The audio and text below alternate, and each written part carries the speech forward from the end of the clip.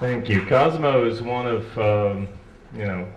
just a wonderful person. I've never had any trouble talking to him. But only problem is they say he's very shy and modest, so you have to talk him into how great he is. Anyway, I had a great big introduction, but Ike gave a very good one, so I'm not going to waste any time here. Basically, just Cosimo is as responsible, I think, as anyone for the transformation of popular music after World War II. And he wasn't a musician. He wasn't usually a record producer, though you produced some records, right? Yeah, sure. It's working? Hey, boom. And he wasn't normally a record company owner, although he dabbled in that a bit. But he was the catalyst for a musical revolution. The musical revolution that I think started in New Orleans. And I'm just going to get to my last line here, something about he didn't just record hit records, and he recorded hit records from 1947 to the late 1960s. Okay, that's from Roy Brown, Good Rockin' at Night, to the Meters, okay, the beginnings of funk, okay.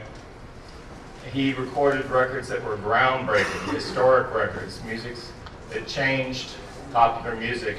Not only changed popular music, but I think changed our lives, because the basic cultural fabric of our music, of our lives, was changed by the rise of rhythm and blues, rock and roll, soul, funk, all of which this man had a lot to do with, because he was, as I said, the catalyst. He helped he was the focal point for all of the music that was being recorded in New Orleans, and he exported that joyful spirit throughout the world. And one more time, Cosimo Matassa.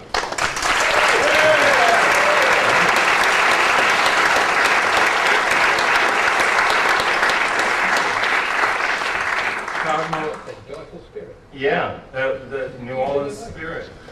I had more, but I couldn't write it. Cosmo,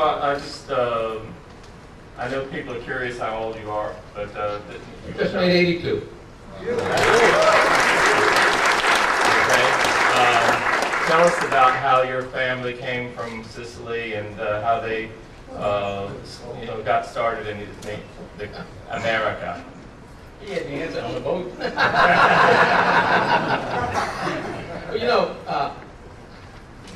My father came over here at 15 from a little town in Sicily called Sheffield. And he came here. He made it a point when I was old enough to understand to explain why he came here. And it was because Italians were starving back where he came from. It was as simple as that. He came to the United States for the opportunity that was here, and it worked out great for him and for me. And my mother came from another city, larger city in Sicily, called Palermo. And she came over at the age of 2, so she probably didn't know what Italy was about. But my father was at 15, and he came because his father had died, and he was supporting his family from the age of 11, and put an older brother through college, and who became a priest. But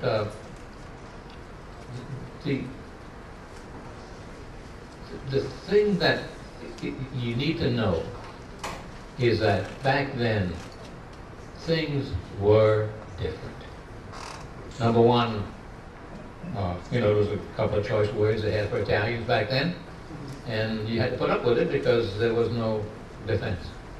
So what you did was you took care of your own business and made sure that everybody understood that you knew what you were doing. And I've tried all my life to keep that going. But as a child, during the Depression in New Orleans, the French Quarter was a blue-collar ghetto by today's standard. But literally 15,000 people lived in the French Quarter. If you can imagine that now that there's maybe 1,000 residents and half of them are floating, what it was like, what it had to be like. But I can remember outside my dad's store as a kid before going to school or coming back, seeing people walking toward the riverfront and toward uptown to go to work, literally by the dozen. You don't see that today. You don't know it ever happened. And I think it's important that we all remember where we came from in that sense, that things got better for individuals and for ourselves as a group and as a community. And I was able to go to prestigious university, Tulane. Actually, this is the crux of how I got into music. I was going to be a chemist. I was one of the nerdy types as a kid, and I thought being a chemist was a great thing. But about 2 years I was there and found out what a chemist really was. I didn't want to be a chemist. so I was coming up on my 18th birthday, which would have been in April, and it was January, and I was ready to sign up for the next semester. Actually, we were having trimesters back then. It was during World War II, and there was no vacation period, so we had 3 sessions instead of 2 during the year, and no vacation. And anyway, I told my dad I didn't want to be a chemist, could I just drop out of school? And he said, yeah, but, and the but was typical Italian. You're either going to work, or go back to school to learn something else. And there wasn't nothing else I thought I wanted to do. So I went to work in a little business that he had called J&M Amusement Company. The initials were his initials and the partner who had the same initials, Joe Mancuso. So J&M, and it put jukeboxes in bars and restaurants on a commission basis. So I went around from place to place, changing records and counting money and doing that sort of stuff, and repairing machines, taking service orders when they'd go out. It's fun to go out to a place at 2 o'clock in the morning and because the machine's not working and find out the plug's loose. But you had to know. Anyway, when World War II was over, we got the corner of Rampart and Dumaine and remodeled it and made a record shop and appliance store out of it. There'd been no appliances for sale for some years, so it looked like a lucrative thing to do. And the partner, not me, said, well, let's put a little room in the back where people can record. And we did. And it fell to me to run it. It was a little bit more technically oriented. And it sort of grew like Topsy. It started off the way we intended, people coming in making what we call personal recordings, bring the little kid in that's going to do a thing at the school and you want to make a record of it and that sort of stuff. And it just gradually got better and bigger and more important, and I didn't realize it was happening. I was just happy to be able to think of it, to have a job where you listen to music all day. I mean, it was a great way to make a living, and I enjoyed it. And as I like to say, a lot of great New Orleans musicians made me look good, and I'm serious about that because that's the way it was. I didn't play it; they did. As time went on, I moved away from that location and opened just a studio because the business had gotten that busy, and that was on Governor Nichols Street. And it just went along, more and more people came through to record and all that, and I was lucky. There were up times and down times, but there never were any bad times. Okay, let's get into some of the specific artists and that you recorded. And of course, this was basically during World War II. You made this transition from college to the recording studio. I think you said June of 1945. 45. And that would have made you 19 years old when he started. That's why I was thinking about this. His recording contemporaries include Ahmet Ertegun, Sam Phillips, and I think Cosimo recorded just as many great records as they did. But he actually started before them when he was a teenager. So that's why he's still around and they're not. Well, that's part of it. But anyway, let's start with your first hit artists were Paul Gayton and Annie Laurie. Yeah. And they basically sang ballads, but Paul Gayton also did some kind of rumba, New Orleans things like Hey Little Girl. And he, like a lot of musicians, had that other side that loved jazz. Right. You know, and that was common. Yeah, that's right. Lee Allen, who played some of the funkiest things in the world, was a fantastic jazz saxophonist, and Red Allen for that matter. But anyway, Paul did some records that sold, but he had this girl, Annie Laurie, who had the most fantastic voice. She did the first version of You Lose a Good Thing. No, Since I Fell For You. Since I Fell For You, yeah. And she put so much soul and feeling into that record. And you know, if you listen to a record today, some of them transmit to you feelings, and some of them don't. And the good records all transmit that feeling. And she did it. You could listen to her sing and you know, get goosebumps. It was just fantastic, the emotion she could pour out and transmit. And I think all of the good ones do it that way. They do it because they're just naturally good.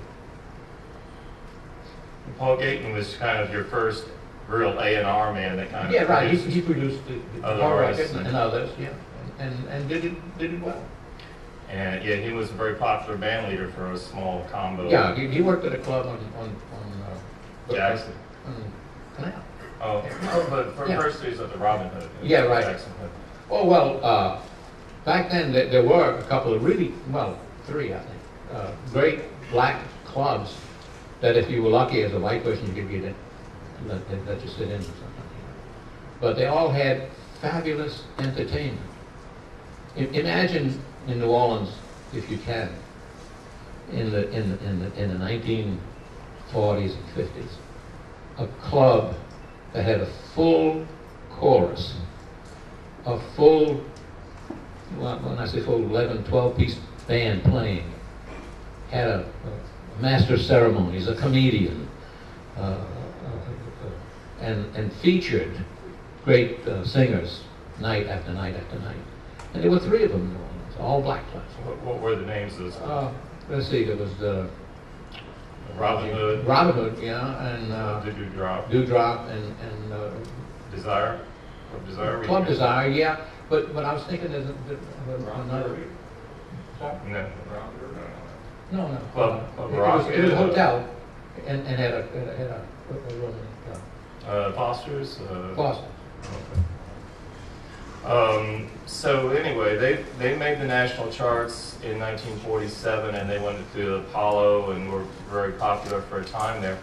But the next artist that really made an impact was Roy Brown. Oh yeah. With Good Rockin' Tonight. Seminal record, I think. Yeah, I want you to talk about that, but go ahead. You say well, I like to think of it as the first record that really turned around what was happening in the music business. Good Rockin' Tonight. Now, the record itself is a combination of blues and gospel kind of combination that was unique for its time.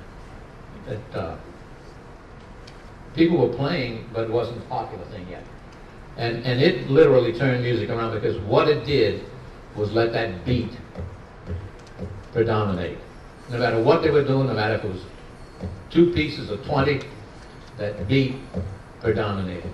And in fact, there were a couple of outfits that had double percussion, 2 drummers, if you can imagine. But in any event, they did, the Roy Brown record, they did what it took to get national attention to that style, to that kind of stuff. And it just developed from that. And the other thing about Roy Brown was he had this incredible voice, oh, yeah. crying gospel voice. Yeah, he was a shouter. Arguably, he was the one that really put that into popular black music. But you know, that had its basis in gospel. back then, churches ran over with emotion. Black churches, I'm talking about. You know, us Catholics, they would let us. But so that outpouring of emotion crossed over into pop music, and boy, was it good. Yeah, yeah. And I would argue that Good Rockin' Night, I mean, well, it's fairly acknowledged now that Good Rockin' Night was really the record that popularized the word rock in music. Yeah. And so he had this double-pronged attack where he was not only singing, or triple arguably, of singing in this hard gospel-fired bluesy style, which Dr. Daddio, who was a friend of ours, and Vernon Winslow, first black disc jockey in New Orleans, he said that record just tore up the nightclubs because it was such a controversial record because he was singing gospel style, but it was also singing about sex essentially, blues and the gospel combined, and so it was a controversy in the black community. But there's really only two universal themes: sex and money. And you put them in whatever order fits. But to deliver that feeling of that kind of emotion and to be willing to say those words. Now, that's another thing. They could talk about sex back then without saying any bad words, and did it well. And so one of the reasons it was successful, it was talking about two of the major emotions involved in human life. Right, and so anyway, it swept the country, a large part due to Wynonie Harris, who covered it, and of course 7 years later, our friend Elvis did it, and so it became basically the original anthem of rhythm and blues, rock and roll, whatever you want to call it, and that's one reason why we give credit to Cosimo in New Orleans. Anyway, of course, the next major one thing I want to talk about a bit is the racial factor that was going on, because you were one of the few, if not the only, persons in New Orleans that was willing to record black artists at that time. Can you talk about that a little bit? If you go back to what was happening to Italians, we were soulmates in a lot of ways to blacks, because we had put up the same crap in a lot of ways. In any event, my parents would have literally killed me if I ever treated a black person differently than a black person.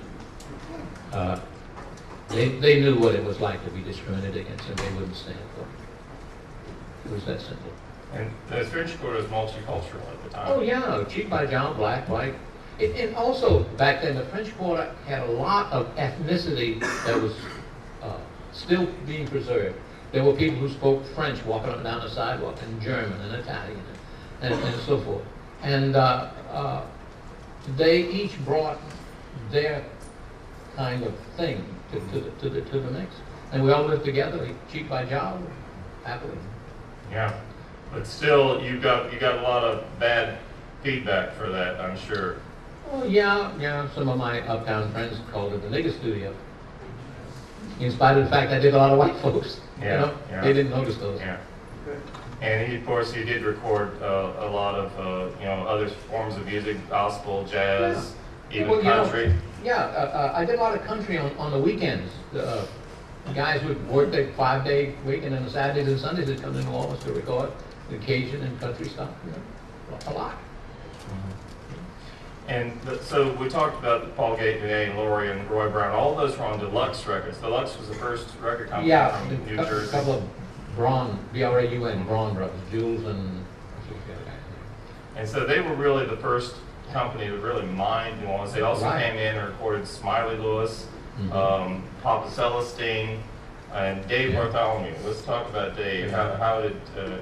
Well, Dave is one of the seminal people in New Orleans music for two reasons. First, he's a good musician. But secondly, he's a good leader. He was one of the few band leaders in New Orleans that had his act together. If you worked for Dave and you came on Tuesday with Monday's uniform, you didn't get on stage. He was a strict taskmaster. And in a lot of ways, that we got a job to do kind of attitude is what helped make Fats, because probably without Dave there may have been no Fats, because he kept him focused and saw that he got his stuff done, and yet didn't inhibit him, you know. So he could do his thing, but Dave saw to it that he did it finished beginning to end, you know. You're right, and I mean he was obviously, you know, as you said, told me many times, a strict taskmaster and band leader, and he I think he got more of a commercial mindset for New Orleans in trying to put the records that would have a strong beat and, you know, really be up front. And I think you went right along with that, because you were always. I appreciated the fact that he knew we were there to do a job, you know, even though we were having a good time. Yeah, but you know. Tell him the story about how he always was getting you to record a heavier beat. I love that. Oh, my friend back there would appreciate this one. Smokey Johnson, drummer.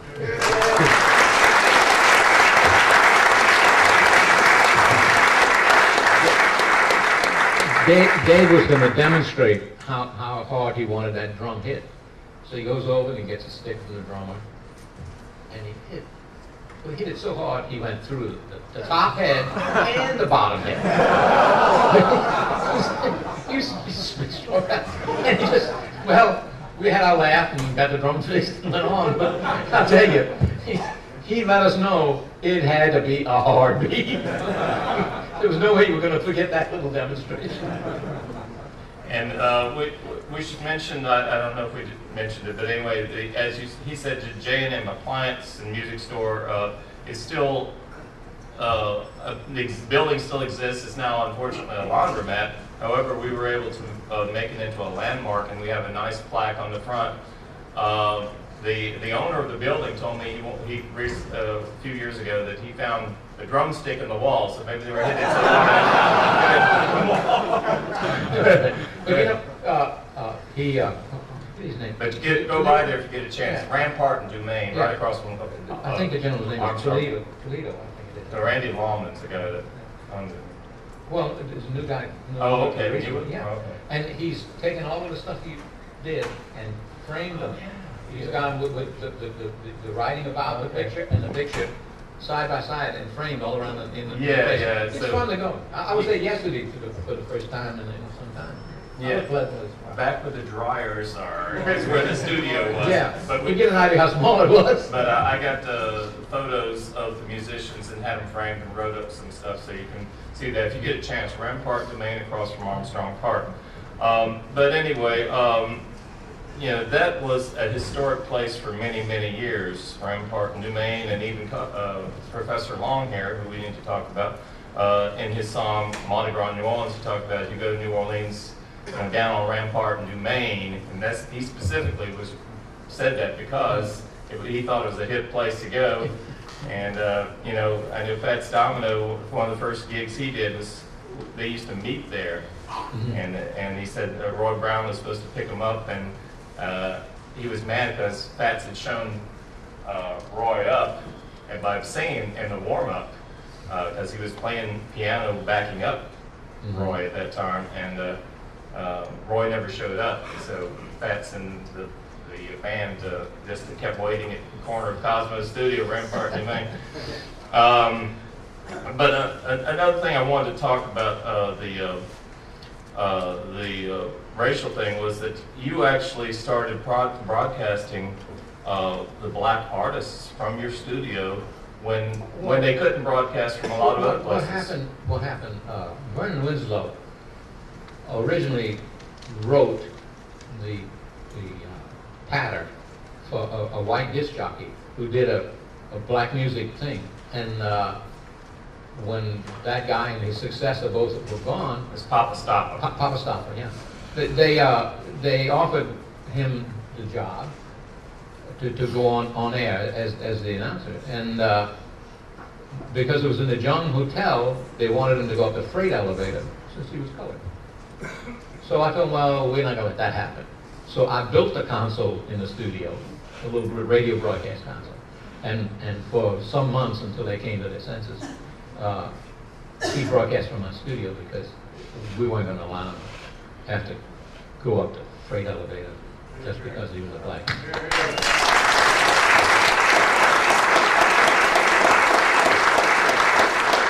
And I should mention that was quite a thing to come to Cosimo Studio. As I said, it was a very hip time, and Dr. Daddy told me this. It seemed that was the corner that was a place where so much new things were happening because he was broadcasting shows with Dave Bartholomew, with Paul Gayton, and as he said, with Vernon Winslow, who became the first black disc jockey, Dr. Daddy-O. And he would have neighborhood kids would show up in his studio and watch these broadcasts. Yeah. Well, that must have been a lot of fun, huh? Yeah. Well, the place was really, it was a place to hang out, kind of thing, and I welcomed it. Now and then I'd have somebody I was doing recording for that was a little picky, and they said, I don't want anybody around, get rid of these folks. But generally speaking, they let them listen to the playbacks and talk to the musicians and walk in and out the studio and that sort of stuff. And it was like a big family. We had a good time. Let's talk about Professor Longhair a minute, Pete. Well, but Roy, I could call him Roy, sorry. Roy Bird. Roy Bird is his first real name. Is, if anything, a tragic story, because for maybe 15 years, he worked as a porter in a downtown store and didn't play. He had gotten disenchanted. Nobody was really like they would today tell him how wonderful he is. Nobody was telling him, Roy, this is great and all that. So he had a very limited output for his whole life. He didn't really do a whole lot of stuff.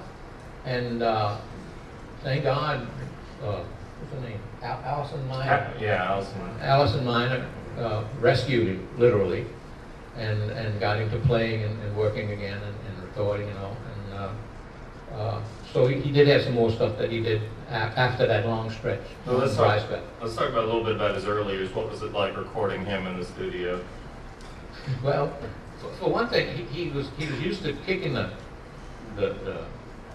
upright piano, and we had a grand, so we got a plank and clamps and put a plank across the front legs of the piano, so because he had this kind of thing like this that he kept time, and it was affecting his playing, so we had to do something about it. We gave him something to kick. But he a natural talent again, and New Orleans has been blessed with some. And he had this kind of Caribbean influence in the rhythms he played.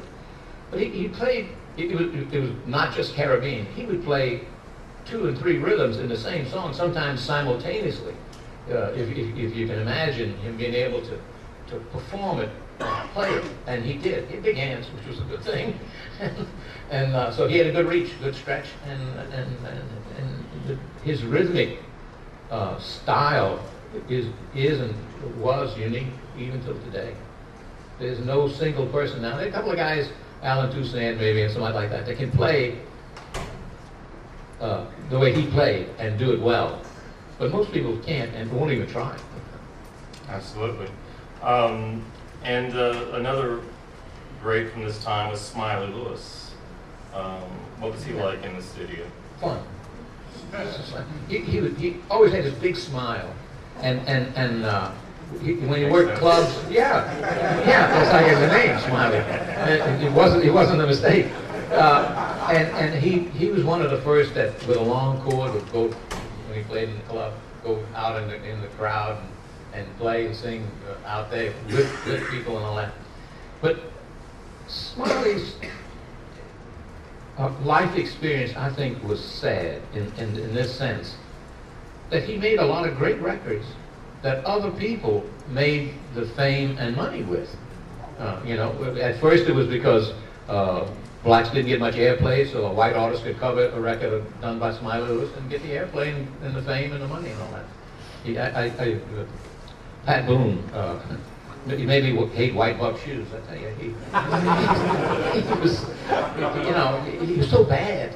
You know, and yet he was doing these great numbers and getting airplay and money. Right. Well, Smiley did, as you were pointing out, originals Blue Monday, One Night, and I Hear You Knockin', and yet Elvis and people like that did. The big pop hits were done by other people. You got to tell the story of his amplifier. That's a great story. Okay. Well, you know, amplifier or anything electrical either has to be very well insulated or very well grounded. Well, his amp was neither. So his guitar was literally hot. Well, all the mic stands in the studio were grounded. And one day, in the middle of everything, he touched the strings of his guitar to the mic stand, and there was this giant blue flash. and if it was possible, he turned white. I mean, it was, you know, he was just stunned. You know, it was just, and the strings, of course, you know, it erupted into coils. But he weathered through it. You know, we got him settled down, and he went back and played. But we also made sure he got his guitar and bass. Yeah. Let's talk a little bit about the difficulties that you had recording those days. Of course, you were very primitive for the conditions that you started out with. I was never state of the art. I started off direct to disc, which had one great thing going for it, and that was they had to play from beginning to end. Today, guys get in their little garage studio and they play 5 notes, and they don't like the 4th one, so they change the 4th one. Nothing like that was even dreamed of, much less possible. So what you got was 2 things. First, they knew they were playing from beginning to end, and they were playing together. And to me, that was the best part of it. They were playing together. And there's something that happens when especially good musicians play together. They feed off each other. In other words, live in the studio. Everybody's playing together. And to me, it was a fun time. But that describe the direct-to-disc process. That's kind of... Oh, well, yeah. To make a record master, back then, the pickups were so heavy and the needles were so bad that you couldn't play a record if you were going to use it to make other records from. As a master and a mother and all that business they were doing, they go through to make stampers to press out records. So we do 2 at once. So there were 2 turntables going at the same time, and you could play one and presume that the other one was like that and didn't have any defects, and the one you didn't play was the one you sent off to the factory. So it was fun in the sense that everybody wanted to hear the playback. You know, it was telling them not only that they'd done a good job, but they didn't have to play that song again. They could go to the next song. So for one reason or another, they all wanted to hear it. And it was a good time. Good time. And probably the most famous of these direct disc records that Cosimo made was the first Fats Domino record, which was the Fat Man.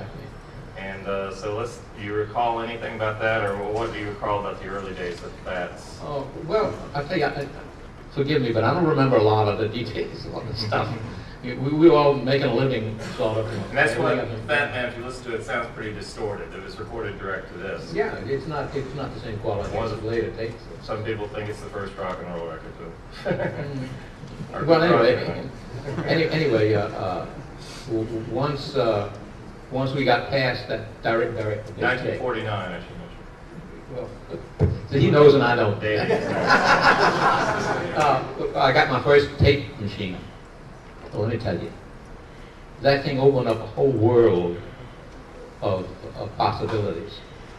One of which being able to edit tapes. Even though it was a single track tape, you could do 2 or 3 takes, and if one certain one was really great, but maybe the solo wasn't good, you could take the tape, cut it, take a solo from one of the other takes that was good, and whoopee, you had a record that never happened. It's the only way to explain it. What you hear on the record never really happened as one playing thing. And then it on and on from that, and of course till today, where you can just do marvelous things with digital technology that we didn't even dream of, much less. Were you able to do some rudimentary editing from the beginning, or did it take you a while to get into that, as far as putting takes together and stuff like that? It took a while for a couple of reasons. One of is you have to skate the tape back and rock it back and forth and find that place where it's not going to be obvious that you made a cut, and also works for what you want to intercut. But once you got the hang of it, it was no big deal. Splice it. Yeah, splice. Let's talk about Fats. So, what did you tell us what he was like in the early days? Well, the one thing about almost every session that Fats did is, generally speaking, he was doing a song that he had just heard of an hour before, or that maybe he helped write a little bit of, or something like that, but still hadn't played it in a club or something like that. And so he would sort of noodle on the piano and hum to the words and that sort of stuff. And there'd be this, for want of a better word, epiphany. He'd suddenly get it. And that famous Fats Domino chord, you couldn't mistake it. He was ready. And he'd do a tune once or twice, and that was it. He made it his, you know. But he'd noodle for half an hour sometimes, you know. I was getting a little nervous to do something, you know. But he had that ability to make it his own, you know. It wasn't the song that the songwriter wrote. It wasn't the song that somebody else had done previously. It was Fats, and it was his style, his feelings, and he likewise is one of those people. You get the feelings when you listen to a Domino record. You know what's going on in his mind, and you know it's just good, you know, and it's a gift from God, I guess. I don't know. Some people have it, and some people don't. You know, for instance, there are musicians, even good musicians, who are not entertainers. You know, they play great, but walk them out on stage and nobody applauds. You know, it's a native thing that makes some people entertainers. The Irma Thomases of the world, for instance. You know, the Irma these days, when Irma walks out on stage, people are already having a good time. She hasn't sung yet. You know, it's just how good that character comes across. And I really appreciate what you're saying there, because Fats, I think, kind of like Roy Brown. I mean, he brought these emotions through his records. I mean, they were just like stabbing you through the radio or through the jukebox. You know, he clowns on stage. You see him pushing that piano around. Now, let me tell you, in the studio, he pushed the piano around. Once he started playing, you knew he was there. I mean, no way we're gonna miss it. And so anyway, but well, Roy Brown was kind of, you know, either very bluesy oriented. Fats kind of brought it to a more youthful style, and I think that was part of the reason why he was, you know, the beginning of the new sound that crossed over, and white kids were listening to it. Yeah, but his stuff was all, the storylines were interesting, simple, you know. Yeah. But an interesting storyline and something that sort of hung with you. You know, I want to walk you home. Yeah. You know, it stays there. And I think it's significant that the Fat Man, he talks about standing on the street corner at Rampart and Canal, and you know, that was the thing, is about during this time, rhythm and blues was making a transition. There were some rhythm and blues programs, but most of them were actually hosted by white disc jockeys, like Gene Nobles and WLAC and Papa Stappa here. But they, you know, had a few blacks like Dr. Daddio, and but they were starting. Black youth had never heard black music on the radio before, okay, because they hadn't been played until the late 40s, and so there weren't that many radio stations. Right. But they started hearing this, and black kids started, you know, performing more. And hearing this kind of music, they liked it, and they sang it on the street corner, okay? And I think that was a significant change that you didn't have to go into a bar and be an adult to hear music, and so that was the transition from blues into rhythm and blues and what came after. Yeah, well, there was a little segment of the business that was a cappella. 4, maybe 5 people singing, no accompaniment, just themselves. And speaking of young performers, Dave brought a couple of young ones. Lloyd Price in 1952. He came in and did Lottie Miss Lottie. Which yeah, well, you know, Dave brought him in because he thought he should be recorded and nobody was recording. So it was actually Dave and then with me. We recorded Lottie Miss Lottie and then sold it to a record company. You had to like do it to convince them this is something you ought to have. Well, yeah, it was actually kind of part of an audition with our group, and the famous story about that, of course, is that Fats sat in on it. You remember the details of that? No. Okay, well,